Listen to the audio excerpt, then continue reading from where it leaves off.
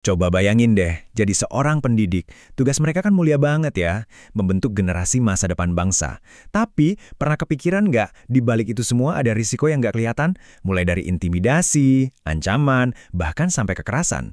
Nah, pertanyaannya, siapa yang ngelindungin mereka di saat-saat rentan kayak gitu? Ini nih, pertanyaan yang krusial banget. Waktu guru-guru kita, staf sekolah, berhadapan sama ancaman, diskriminasi, atau perlakuan yang nggak adil, mereka harus lari kemana? Siapa yang bakal jadi perisai buat mereka?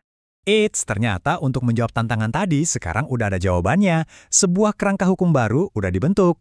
Jadi, ada peraturan yang memang dirancang khusus untuk jadi perisai yang jelas dan kuat bagi para pahlawan pendidikan kita. Oke, kita bedah bareng-bareng ya. Namanya Peraturan Menteri Pendidikan Dasar dan Menengah Nomor 4 Tahun 2026. Peraturan ini ngegantiin aturan lama dari tahun 2017 yang dianggap udah nggak relevan lagi. Nah, dalam beberapa menit ke depan kita bakal lihat apa sih isinya, siapa yang bakal bantu, dan yang paling penting, gimana cara kerjanya. Terus, tujuan utama dari peraturan ini apa sih? Sebenarnya simpel banget, tapi fundamental. Di pasal 2 disebutin, tujuannya itu buat ngasih rasa aman dan nyaman.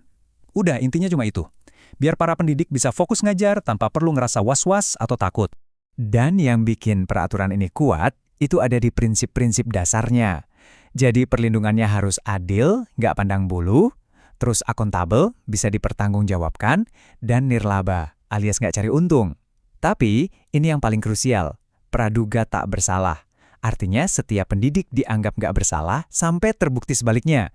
Ini penting banget buat jamin prosesnya adil. Oke, jadi bentuk perlindungannya tuh kayak gimana? Nah, semuanya itu dibangun di atas 4 pilar utama. Yuk kita bongkar satu persatu. Ini dia nih, 4 pilarnya. Ada perlindungan hukum, profesi, keselamatan dan kesehatan kerja, bahkan sampai perlindungan hak atas kekayaan intelektual. Coba deh bayangin, cakupannya luas banget kan? Ini bener-bener dari A sampai Z, dari keamanan fisik di kelas sampai pengakuan atas karya-karya inovatif mereka. Oke, kita mulai dari yang pertama ya, perlindungan hukum. Ini intinya jadi perisai dari kekerasan, ancaman, diskriminasi, perlakuan nggak adil, pokoknya yang kayak gitu. Dan yang perlu dicatat, pelakunya bisa siapa aja loh, bisa dari murid, orang tua, bahkan dari pihak lain sekalipun.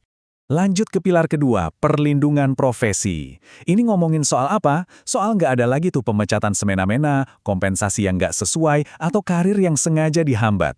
Sederhananya, ini semua soal ngejaga martabat profesi mereka sebagai pendidik.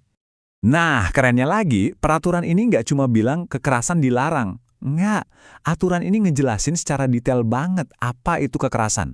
Tujuannya, supaya nggak ada lagi tuh wilayah abu-abu. Jadi, apa aja sih yang masuk kategori kekerasan menurut peraturan ini? Wow, lihat deh. Ada 5 jenis kekerasan yang diakui. Dan bagian yang paling relevan sama zaman sekarang, semua jenis kekerasan ini bisa terjadi secara lisan, non-lisan, atau lewat teknologi. Jadi bener banget, cyberbullying atau perundungan ke guru di media sosial itu sekarang udah diakui secara hukum. Gila, spesifik banget ya. Coba dilihat definisi kekerasan psikis ini. Jadi hal-hal kayak ngucilin guru, nyebarin gosip, atau sengaja bikin malu di depan umum. Itu semua nggak bisa lagi dianggap remeh.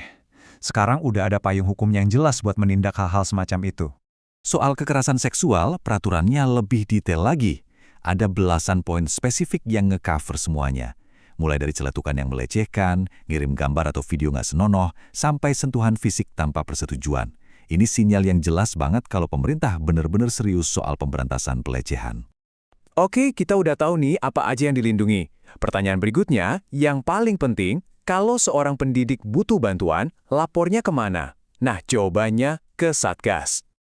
Satgas Perlindungan itu singkatan dari Satuan Tugas. Anggap aja ini tim khusus yang jadi koordinator perlindungan. Mereka ini ada di berbagai level, bisa di kementerian, Pomda, atau di organisasi profesi. Mereka lah garda terdepannya, tempat pertama buat lapor kalau ada masalah. Dan kerjaan mereka tuh bukan cuma duduk nungguin laporan masuk loh. Enggak, Satgas ini proaktif. Mereka yang sosialisasi, mereka yang ngasih advokasi, mereka yang nindak lanjutin laporan sampai tuntas, kasih rekomendasi, bahkan ngemonitor sistemnya jalan apa enggak. Jadi ini bener-bener sistem pendukung yang aktif. Oke, sekarang kita masuk ke alur prosesnya. Gimana caranya sebuah laporan dari seorang pendidik bisa berubah jadi sebuah solusi yang nyata? Prosesnya dirancang biar jelas dan terstruktur kok. Pertama, ajukan pengaduan. Rencananya sih lewat aplikasi khusus, biar gampang. Kedua, Satgas bakal periksa laporan dan bukti-buktinya. Ketiga, mereka bakal bikin kesimpulan dan rekomendasi. Dan yang terakhir, ada tindakan lanjutannya. Simple kan? Runtut dan jelas. Nah, ini bagian yang penting banget buat dipahami. Fokus utama Satgas itu adalah penyelesaian di luar pengadilan atau non-litigasi. Jadi diusahain lewat mediasi dan konsultasi dulu. Tujuannya ya cari jalan damai. Tapi, kalaupun mediasi mentok, jalur hukum atau litigasi tetap terbuka. Nah, di sini Satgas juga bisa bantu carikan pendamping hukum. Dan ingat angka ini, 3 hari kerja. Maksudnya apa? Kalau Satgas di tingkat daerah nggak ngerespon laporan dalam 3 hari kerja, si pelapor bisa langsung eskalasi laporannya ke tingkat yang lebih tinggi, bahkan sampai ke kementerian. Ini semacam jaring pengaman biar tiap laporan pasti didengerin dan diproses cepat. Oke, peraturannya kedengeran bagus dan menjanjikan banget ya. Tapi kan peraturan itu cuma tulisan di atas kertas kalau nggak diimplementasiin dengan benar. Jadi pertanyaannya, gimana langkah ke depannya? Untungnya, peraturan ini juga ngasih deadline yang tegas. Sejak ditetapkan tanggal 8 Januari 2026, semua pihak terkait, mulai dari kementerian sampai Pemda, dikasih waktu 18 bulan buat ngebentuk Satgas Perlindungan. Artinya, paling lambat Juli 2027, semua infrastruktur perlindungan ini harus udah siap jalan di seluruh Indonesia. Waktunya terus berjalan nih. Jadi, bisa dibilang perisainya udah dibuat. Kerangkanya udah jadi, mekanismenya ada, deadline-nya pun jelas. Pertanyaan terbesarnya sekarang, apakah implementasi di lapangannya nanti bakal sekuat teks peraturannya? Nah, ini nih yang jadi tantangan sekaligus harapan besar bagi masa depan dunia pendidikan Indonesia.